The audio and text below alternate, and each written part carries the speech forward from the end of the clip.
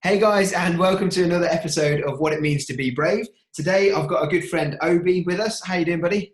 Not too bad, thank you. How are you? Yeah, very well, thank you, mate. Not too bad at all. Had a good bank holiday Monday, so it's all good this end. What about yourself? Yeah, no, same. Had a late birthday barbecue yesterday, so weather held out, which is always handy. All good. Good, All good. excellent. Well, thank you for joining me. It's a pleasure as always to speak to you. And I've been looking forward to getting you on here for a little while now. Yeah. And I think with the well, I guess with the COVID side of things, it would have been ideal to see everybody face to face. But Yeah, definitely. as we are at the minute, over Zoom is perfectly fine. Yeah. So if you'd like to introduce yourself and sort of start with your story, I guess if there's anything that you wanted to get out there, I guess would be a good place to start, and then we'll go from there. Yeah, sure. So my kind of story with mental health probably starts, I'd probably say back when I was 17, so about 7 years ago. I had my first depressive episode, or breakdown, whatever terminology people use. But I had my first depressive episode in my final school year. It was kind of, I remember it distinctly. It was like November time, I think, just coming back from a half term. Yeah. And I think school, the workload just got to me, and I was in a very competitive environment at school. And I think that combined with, at the time, my parents were fighting a lot. It wasn't my knowledge, but 6 months later, they ended up separating, getting a divorce. So I don't know whether that was kind of the environment I was in, was kind of all interlinked. And so that's probably where I would say the start of my kind of battle with mental health probably comes and started from. Yeah. I've probably battled with it since, on and off, up until probably about 18 months ago, I'd probably say, where it was the first time I've really felt comfortable and open and able to talk about my experiences, what I've been through. Oh, wow.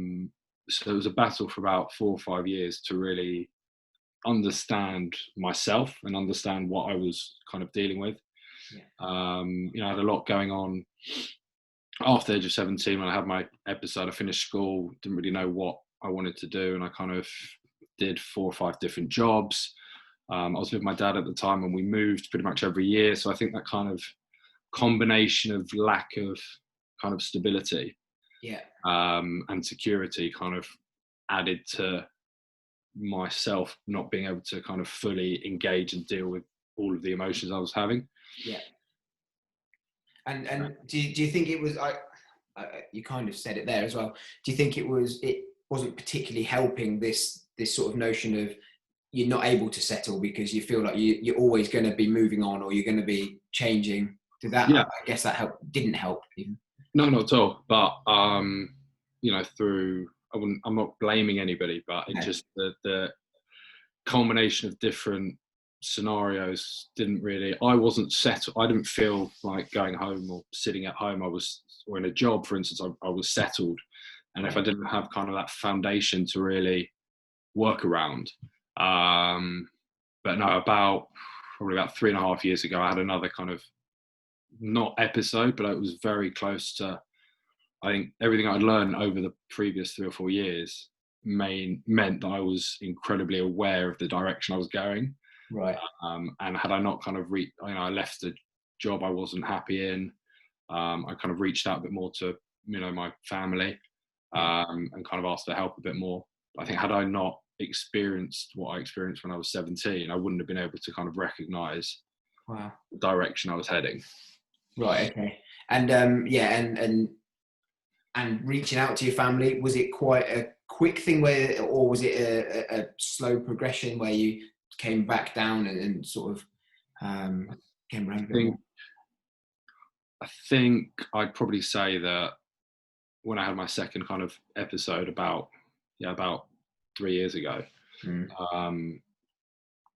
that especially my parents noticed a change in me, probably more so, more so than I was aware of. Right. At the time, I wasn't, a lot of my friends had come back from uni and had started to work kind of more central London, and I was working out of London. So I probably felt kind of a bit separated, and everybody coming back from uni and cracking on with life. And I was still in the same spot I'd been for 3 or 4 years. Yeah. And I think my parents, especially my kind of mum, noticed a kind of change in my mood. Yeah. I wasn't as sociable, I wasn't as open and chatty as I normally am. Yeah. And I think the people closest to you that probably know you better than you know you at times. I agree with that. Yeah. And I think through a few conversations with her, meant that I was able to kind of make a decision and go, right, I'm not happy at the moment. How can I change the environment that I'm in? Yeah. To maybe make myself a bit more settled, a bit more comfortable, a bit more aware of, right, how do I fix this? And at the time I left the job I was in because I wasn't enjoying it and moved to another job. And that was the first time, about 3 years ago, was the first time I actually saw a therapist. Right. Okay. So probably, about 3 years ago. So 4 years on, 3.5, 4 years on from my initial episode was probably the first time that I went to see a therapist. And seeing the therapist, was it, because I asked this to everybody that is, and I hope you don't mind me asking, but I'm just interested. The first person, was it the first person you saw that was, a therapist for a while, or was it somebody, you had to see 2 or 3 to get into it, or how did you get on with that first therapist? So it was one of my sister's friends' mums. My sister's friends from school, her mum. And my mum initially said, look, have a chat with her. You don't have to see her again. It could be one-off. If you like talking and you like the idea of it, and it maybe not the right person, then we can find somebody else. That's right. But luckily, I felt very comfortable initially. I think it was probably just because it was the first time I've actually engaged with how I felt. Yeah. And no, she has made me the person I am today. Without going and seeing the therapist, I wouldn't be as open and honest. And I look at myself now compared to the person I was 3 years ago, and it's night and day. Wow. Really, yeah. Oh, well done. Oh, that's amazing, mate. That's really, really nice. And to have that person there that, isn't judging, not, people close to you won't be judging, but that somebody that's separate, it does make a difference. I think it really does sometimes. No, definitely. I mean, having also an expert opinion obviously helps in any scenario, but being able to actually engage with everything that I'd been through and discuss it openly, topics that weren't necessarily easy to talk about. Yeah. And topics I, at the time and even now, might be not comfortable talking about with certain people. Sure. To have somebody there that doesn't know the scenario is just going to speak to you openly and honestly. Yeah. Changed my life. Wow.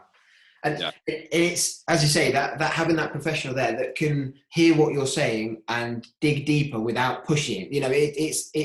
It's how their mind can unpick stuff. Sometimes you just sit there and you're like, how have I come up with it? Like, how did that turn to that? It's amazing, isn't it? No, it's incredible. And the digging is probably the wrong word, but that kind of thing where they'll push slightly and ask you certain questions that make you think about things where you hadn't necessarily thought. Yeah. And emotions that you probably didn't realize you had. Yeah. Towards certain scenarios kind of open up a whole can of worms. They do.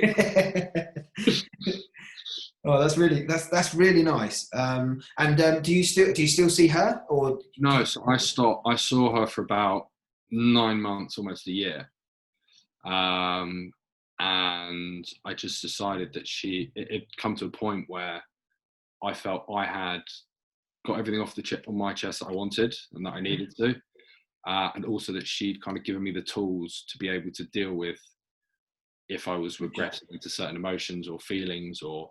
Wow. And yeah, so I haven't seen her. I saw her for about a year. Haven't seen her since, but she always said, like, if you ever want to come back. I saw her, I think, once, maybe a month or two afterwards. Yeah.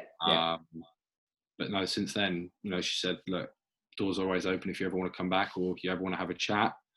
But no, I haven't seen her since. And that's the thing as well. You know that if you get to a point where you feel like you just need to talk to her, it will be just like walking back in as if the day after, like the connection you have, isn't it? It sounds like you've got a really good connection with her. No, definitely. I think you build, not just with her, but with friends and people you meet, and you build connection when you talk openly and honestly, and those kind of connections where people can actually empathize. And I found more so, especially in the last couple of years, talking more openly and honestly in general builds much deeper connections with people. Yeah, definitely. And much, I think you're completely right with the, it literally could be anybody, couldn't it? I think it genuinely could be anybody. And I think when we first started talking through Instagram and stuff, but when we first met on the photo shoot, how long ago was that? 6 months? No, probably longer. No, longer. Yeah. Longer. It was Christmas. So yeah. At Christmas time. Yeah. So about 8-9 months ago. And yourself and Amelia, you guys were super up for taking awesome photos, which was really fun. But both really like interested in why, as a brand, we're interested in mental health as well. So it was, I personally felt immediately connected to you guys, just because we shared such similar beliefs in certain areas. It was really nice. No, it was a lot of fun, and I think you, like I said, for the last 2.5 years or so, I've been able to be open and be honest, and I just, if I'm interested, ask a question rather than necessarily like hold back a little bit because you're not sure whether the topic is okay to discuss. It's kind of actually, the more you ask questions, the more people are going to engage. Completely. Yeah, you're right. Definitely. And when you stub your toe, sorry, that's not very professional.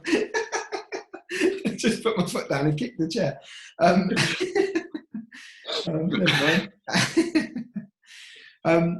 With the where was I going with that? Do you feel like, I think you may have kind of already explained it, but do you feel more comfortable, or when you first started talking about mental health, and when you first started, or maybe feeling, before you went to the counsellor, did you feel more comfortable talking to people close to you, or people you knew, over people, that complete strangers, like a counsellor for the first time? How did you deal with that kind of thing? I think it's difficult, especially with your close friends, because they'll see you in certain scenarios, and especially I've experienced when I was kind of going through my kind of low periods, you kind of put on a front every time you see your friends. Yeah. So that's obviously twice as exhausting, but also your friends might not necessarily realize what's happening. Yeah. And it's kind of like, I think I felt when I was initially trying to, luckily I had some friends that, I felt comfortable with talking ever since I was back when I was 17, but it's very difficult sometimes because you almost feel like you've let them down. Really? If you're like, actually I'm not happy, I haven't, I felt low for the last couple of months or however long, you kind of feel like you've almost let them down by not being honest with them initially. So that was probably quite difficult for me in the initial stages.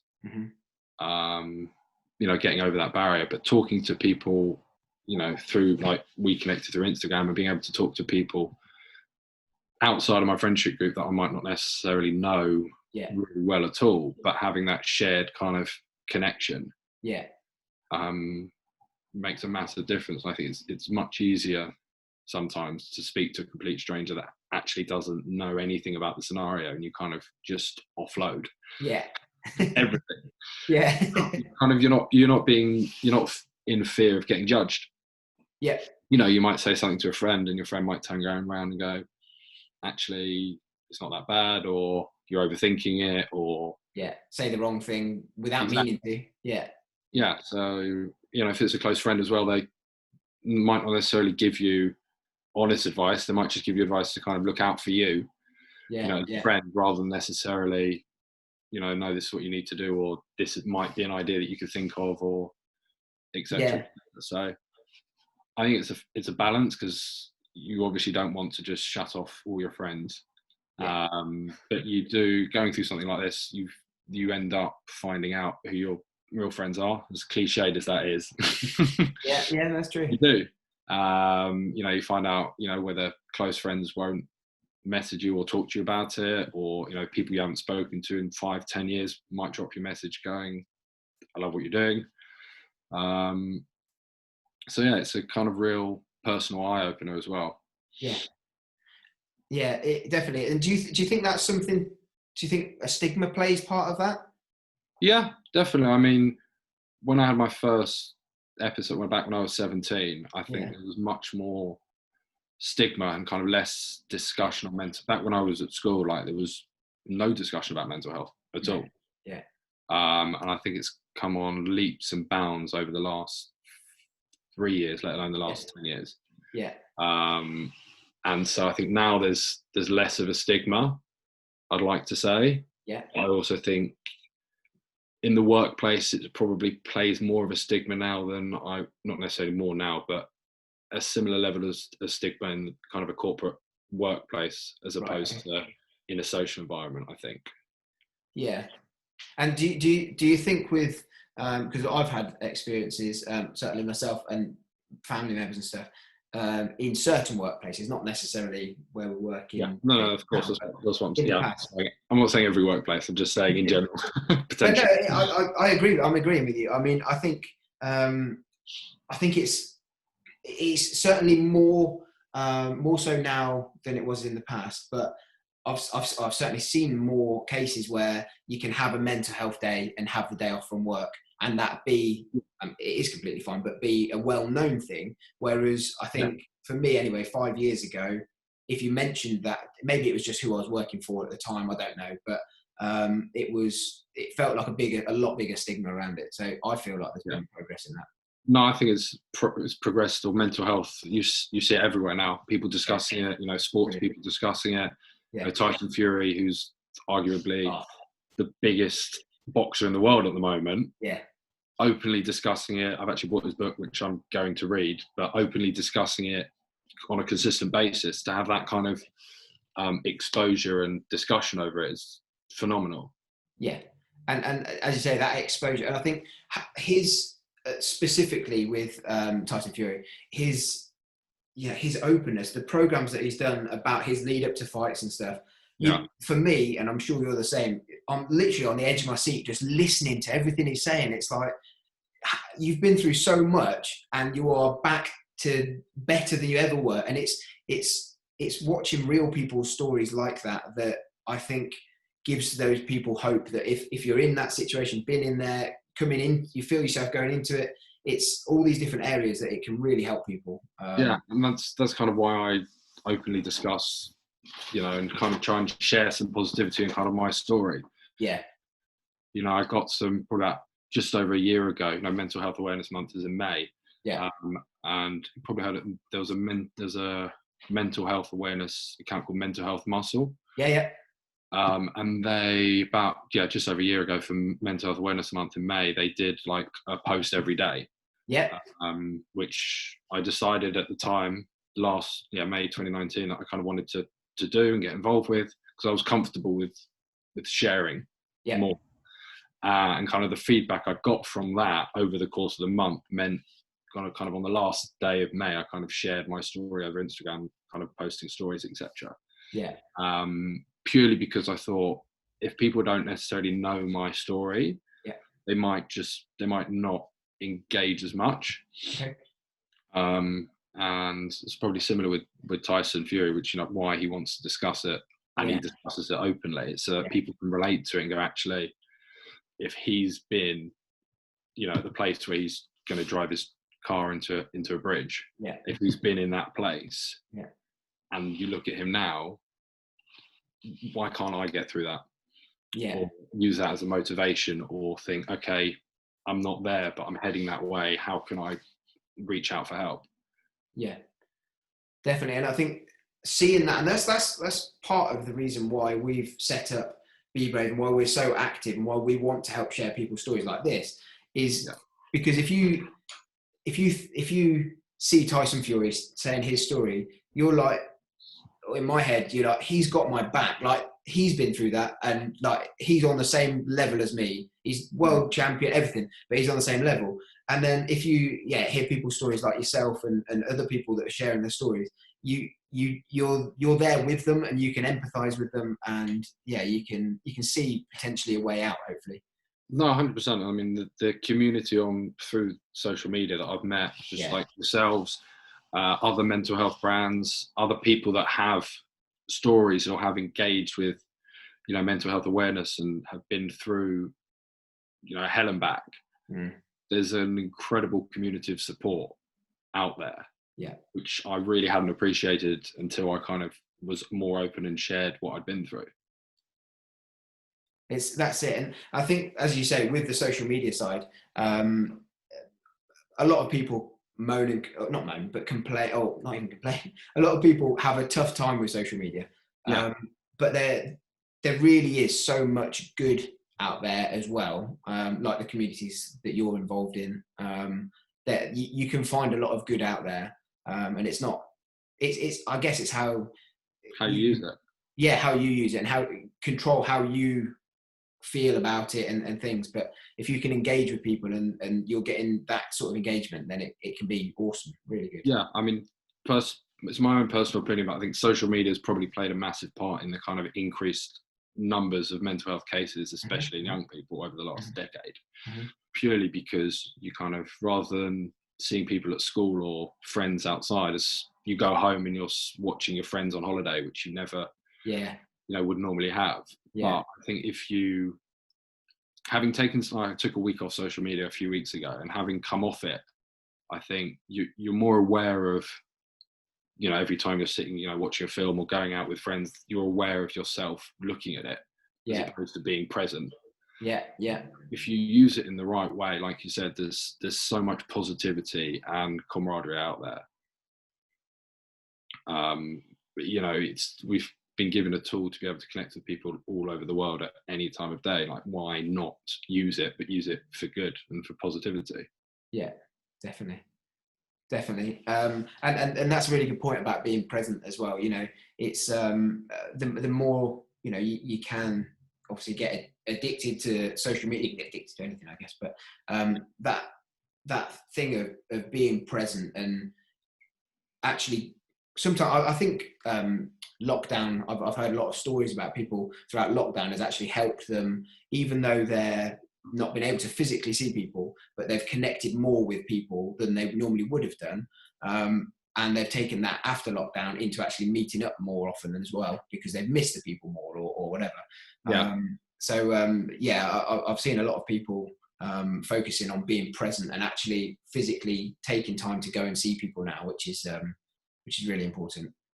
No, definitely. I think it's one of the kind of things that's helped me kind of deal with my depression is being present in situations, because you build connections with people a lot more. Rather than, say there's 3 of you meeting up for coffee and 2 of you get there early. If you're both sat on your phone for the next 20 minutes waiting for your mate, you're not building that connection with that person. Whereas 10, 15 years ago, people didn't have phones, didn't have smartphones in the same way they do now. And you build that connection, you'd engage more.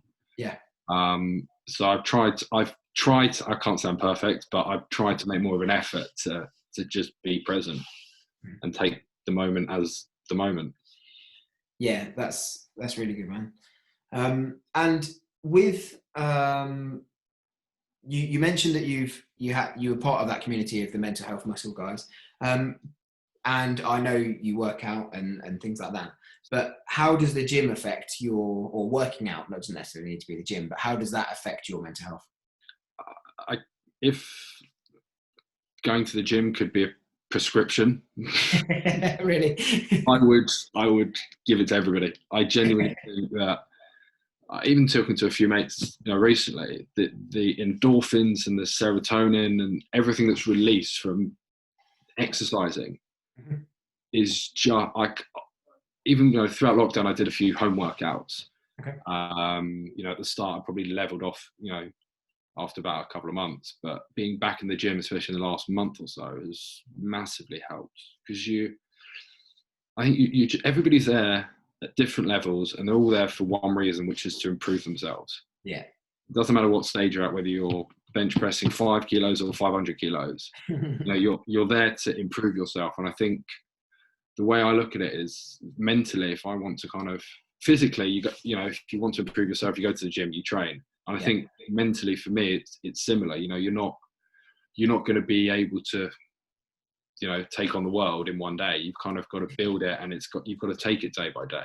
Yeah. If you're having a bad day, it's one day. It doesn't ruin your progress. Yeah. Over the course of 6 months, a year, to however long it is, one bad day isn't going to ruin all of your hard work. Yeah. But I'd say, like, the hardest part for me in the initial stage of going to the gym was actually just getting out of the house. Yeah.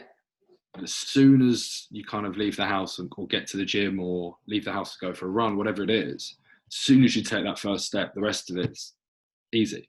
You're there then, aren't you? You're there. You're kind of like, I have to work out now, or I have to go for a run because I'm outside, and I've set go on the timer. Yeah. It's just that initial stage of, that snowball effect. It's that initial roll out over the hill. Yeah.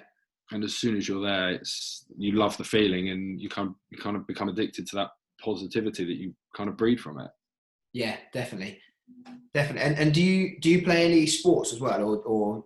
I used to play football. I used to play football a fair bit. Dabbled in American football briefly. Yeah, same. But no, for me, I love going to. I still play football occasionally, like once a week with some mates, but not kind of competitively. Yeah. Competitive, because we're all competitive. Not in a league, etc. We all play together just for a kickabout once a week. But no, sport-wise, I'd probably say not on a weekly basis. I personally like going to the gym because it's me time. Yeah. I can go in, I can stick my hat and my headphones on and not talk to anybody for an hour and a half. Sounds bad. It doesn't sound great, but for me, it's kind of how I switch off. Yeah. I'm there for an hour and a half, and I'm there to focus on training. Yeah. You're not thinking about anything else. You're just there to focus on picking the weight up and putting it down. In whichever way yeah, exactly. Whichever way you look at it, that's what you're there to do. Yeah. And it kind of, that's all you think about when you're there. It's quite a nice way to just kind of recenter myself and switch off. Yeah. And be completely present in that time, doing that one task, and getting on with it. That's cool. Yeah. So no, I'm for anybody going through some form of mental illness, mental health, I'd say do some exercise, even if it's just going out for a walk in the initial stages. Yeah. But I think the most important thing is do what you enjoy. If you enjoy running, run. If you enjoy going to the gym, go to the gym. If you enjoy playing football, whatever it is, whatever your passion is, go and do it. Yeah. But it's just making that first step out the door. Yeah, definitely. It really is. And it's the sort of half step is setting that alarm. But it's there, as you say, is once you're out of bed, I saw something somewhere that somebody said, when you set your alarm to go for a run, set it so it's down the corridor. So you have to go and get out of bed and turn it off. So then you're out, I'm out of bed now, I'm awake. So I'm going to go, I might as well just crack on. Yeah, no, exactly. I read something recently where it says it takes twice as long to build a good habit as it does to break a bad habit. Oh, that's good. So it's not, so you've got to put in that extra bit of effort to build it. But once you're there, you you love it. And me personally, like being out at the gym because of, coronavirus hasn't been great. But the moment I step back into the gym, the moment some people step back on a football pitch, it's like heaven. Like a sense of relief that actually, I'm here. Like, it doesn't matter what's happened. I'm here to improve myself. I'm here to whatever. Back at it. And just get back at it. And part of the fun's the journey. Yeah, it really is. And you've got, as you say, you've got to enjoy the journey, especially with something like the gym or anything really, where you've got progress. you've got to enjoy the journey, because there's always, in my head anyway, when you get to your goal, there's another goal. Like you set another goal, and you've got to then enjoy that. Like it's yeah. As if you're not enjoying it, it's going to be even more. Like you got to do something you enjoy. Surely. No, 100%. And obviously, you know, everyone's got their own goal in, you know, a year's time, 2 years time, etc. Yeah. But if you're not enjoying the journey, once you hit that goal, you're going to fall off a cliff, so to speak, because like Tyson Fury. Exactly like Tyson Fury, because you haven't enjoyed the journey, so you've reached the pinnacle, and kind of, well, now what?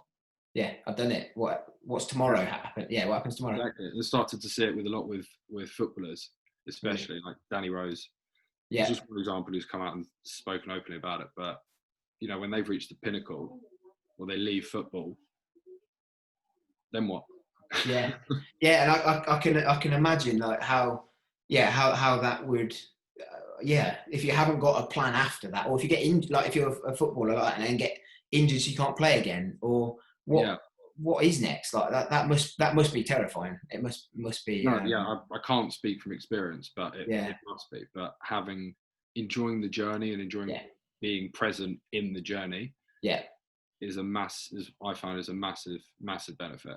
Definitely. And it's great that we've sort of, even though it's only the last few years, but it's great that we've grown up over the last few years with those role models, explaining that as a story. Like you must, like the journey is what it's about, as well as the goal is going to be epic when you get there, but you've got, as you say, you've got to enjoy it. So no, 100%. And I think having role models like for instance Tyson Fury is incredible, to be able to sit here as a person and going, you know, I've been through something that the heavyweight champion of the world went through. Yeah. And I got through it too. Yeah, exactly. Yeah, that's really cool. That's really nice. And actually, while we're talking about Tyson Fury, is he? I presume he's one of your inspirations. But is there anybody else that inspires you as well? I mean, obviously, Tyson for kind of what he's been through, but also me personally, my granddad is one of my role models. You know, he's been through, I think he's battled cancer 4 or 5 times. Wow. He's had 4 or 5 different careers, and he always has this air of positivity about him. Yeah. Doesn't matter what's going on, he's always positive. He always has a positive outlook on life. He's kind of got a zest for life, and I couldn't ask for a better role model in my life to look up to. You know, he hasn't been through what I've been through, but he understands and empathizes to a massive extent, and there's just a bond there with him. And like I said, I couldn't think of anybody better to have that close to me. Wow. And what's his name? Jeremy. Wow. Jeremy, yeah. And that's so cool. And do you live locally to him as well? Do you see him much, or? So I've seen him once over lockdown, because he's as a cancer survivor, he's kind of high risk. Yeah. But we used to go to football together every other week. I'm big Arsenal fans. Oh wow. And his father, actually, I think it was his father, or my great granddad, actually passed away at Highbury during an FA Cup game. And so Arsenal, going to support Arsenal is kind of in our blood. Yeah, literally. Yeah. Oh, literally. Wow. So, you know, I've been incredibly lucky to be able to go to football with him for the last 20 years, every other week. Wow. Yeah. That's special. Please God, hopefully soon, when this is all over, I can go back to watching games with him. Yeah. That'd be magic. That'd be so nice, wouldn't it? That'd be awesome. My granddad, he's one of my main role models, and I remember he's still alive, but I remember some memories many years ago where we used to go to the football to watch Leicester.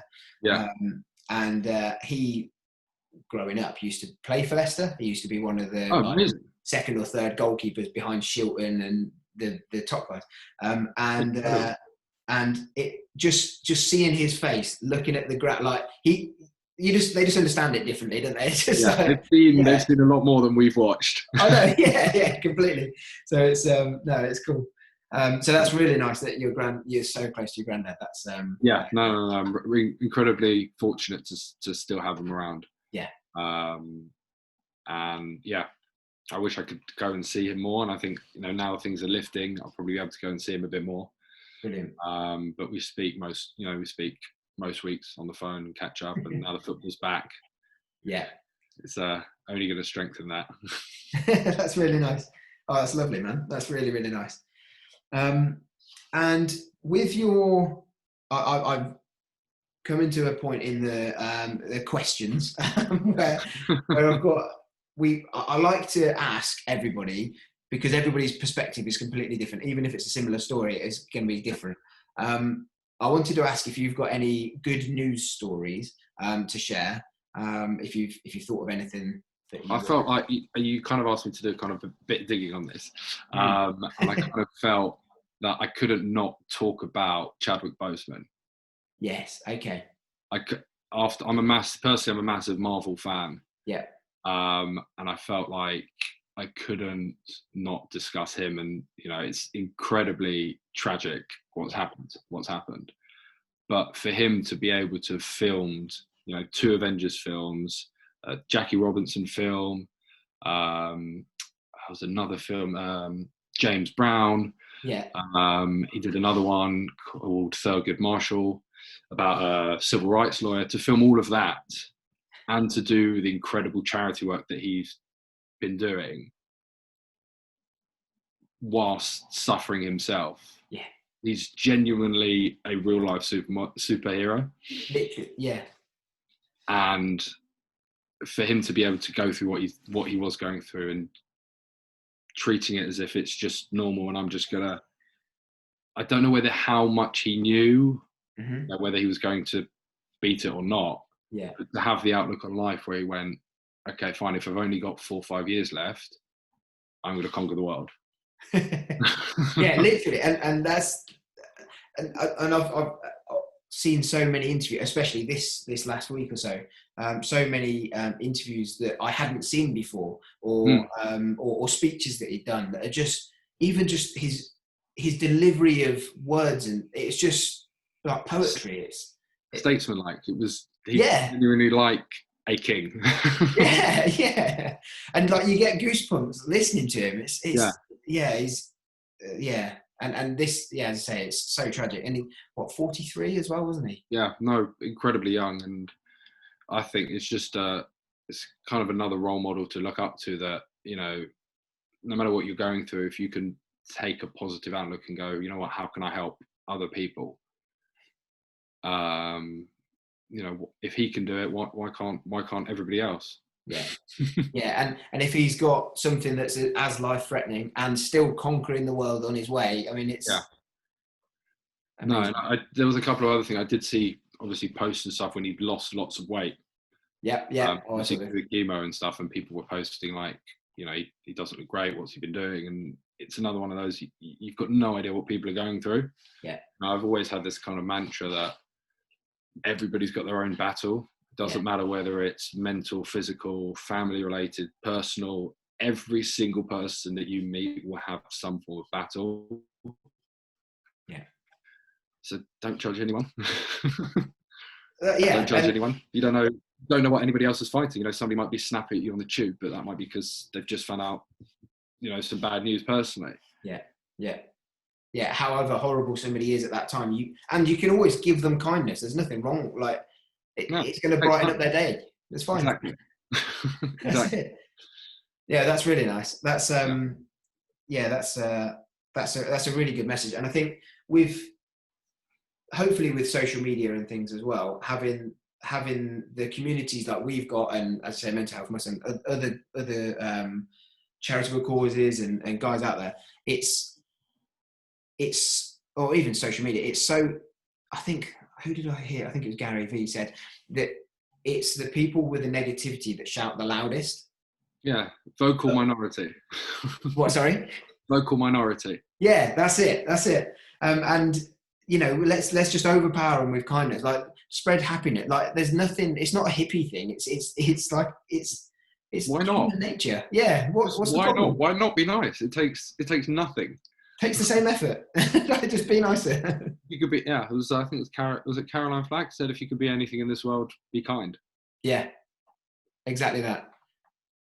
Yeah, definitely. And I think as well, like it's really good over the last 8 to 12 months, seeing more messages of people needing to be kind, and like pushing that message of just be a kind human. You know, it's Yeah. and I don't know if that's sort of because there's been more sort of people trolling and that sort of negativity side of it, but it's good that more and more people are sharing the message of, you know, I mean, it's nothing revolutionary, is it? But it's just focus on being kind, and the world's a better place. Yeah, it takes nothing. It really doesn't. It takes probably more energy to be vicious and be angry. So why not just relax and just be nice, be kind, be positive, be brave. Yeah. And I wanted to talk as well, because you've got a challenge that you've taken up. Yeah. Can you explain that to us? Yeah. Well, I kind of decided I wanted to, raise some money for charity. Mm-hmm. And I'm in a place now where I can, I'm very settled at home and at work. So I kind of felt like I, wanted to work towards something charitable wise. And I, like we discussed, I really enjoy going to the gym. Mm-hmm. And I met somebody about 3 or 4 years ago who has cystic fibrosis. And he was raising awareness for cystic fibrosis. And he did a charity event where he lifted by leg pressing, bench pressing and deadlifting, Mm-hmm. 1 million kilos in a day. Whoa. Yeah, so I was not going to even attempt that. That is okay. An insane amount of weight. Yeah. But I think he does a lot of charitable work, and he kind of is a brand ambassador and does a lot of awareness work.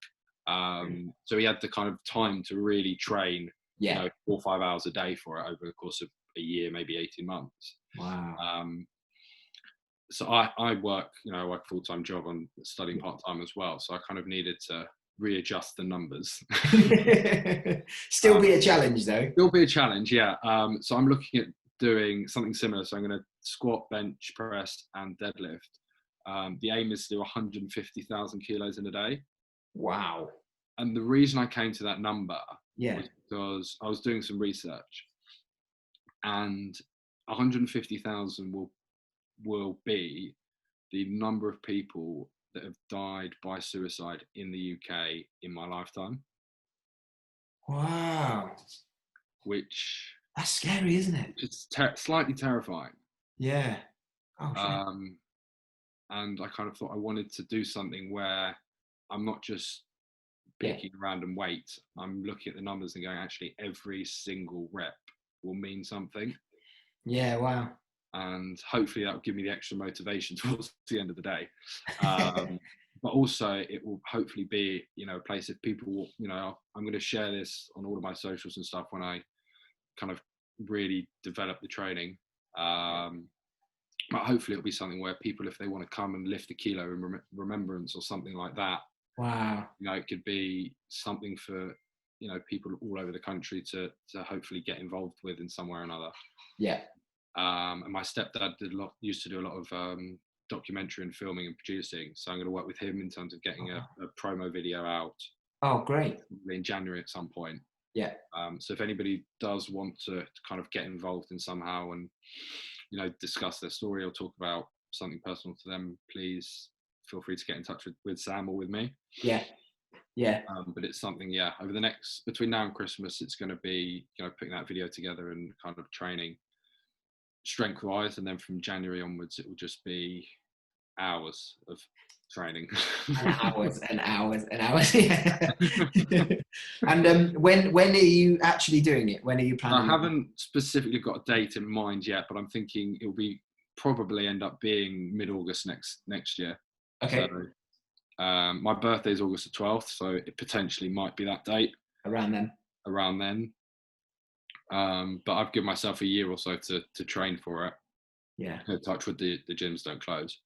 But that's the big plan. Fantastic, man. And you're going to have like a Just Giving page, you say? Yeah, I'll set up a Just Giving page probably in January when I kind of launch the event really. Yeah. But I'll share everything, with you guys and with anyone else that's keen to get involved. That'd be awesome, mate. Yeah, we'll spread it far and wide, as far and wide as we can. Yeah. That's lovely, man. Yeah, really no, it's hopefully, I want it to, mean something. And I really enjoy the gym. So personally, I hate running, so I'm not going to run a marathon. So what's my equivalent? Yeah. Well, that's really cool, and the numbers as well, I think is scary, but it means so much. So it's fantastic. Yeah, no, and having been on that edge of potentially being another one of those numbers, really? I kind of felt it important to do something. Yeah.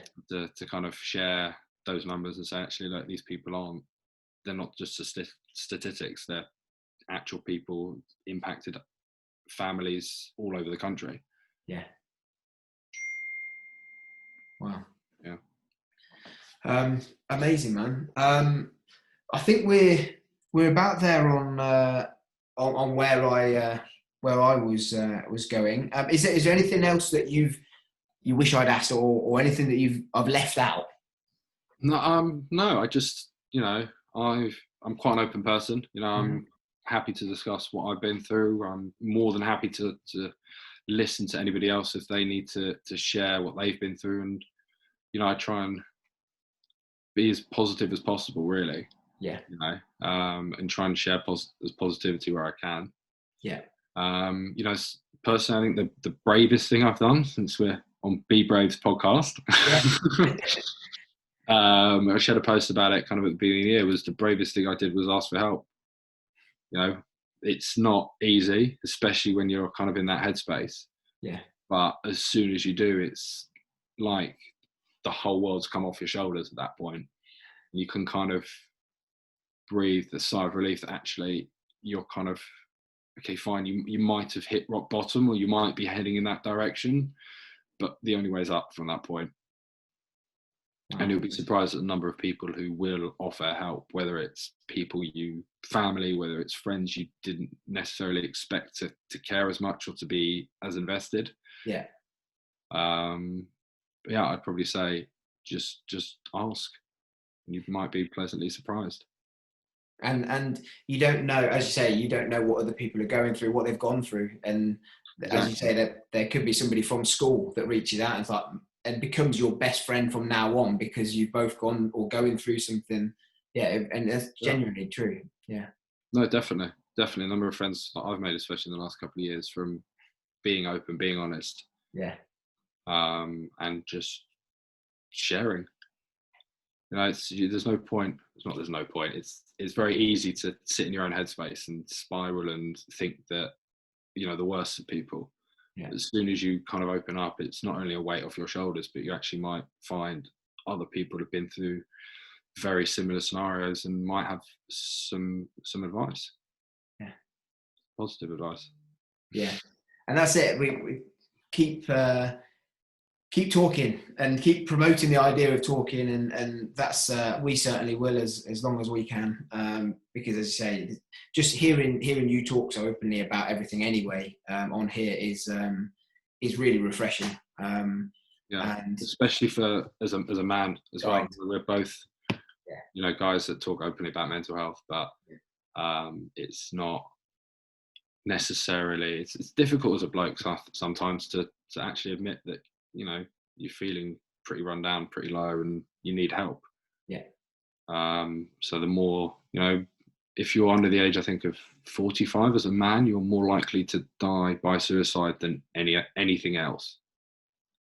Wow. Cancer, heart disease, whatever you want to call it. Yeah. You're more likely as a man, because men don't talk openly. They don't, we aren't necessarily, I don't know whether it's a societal thing or whatever the reason is. Yeah. Men don't talk openly, about their feelings. Yeah. So anyway, anything I can do to help promote talking and bring those numbers down, I will try. Yeah, same. That's really, really cool.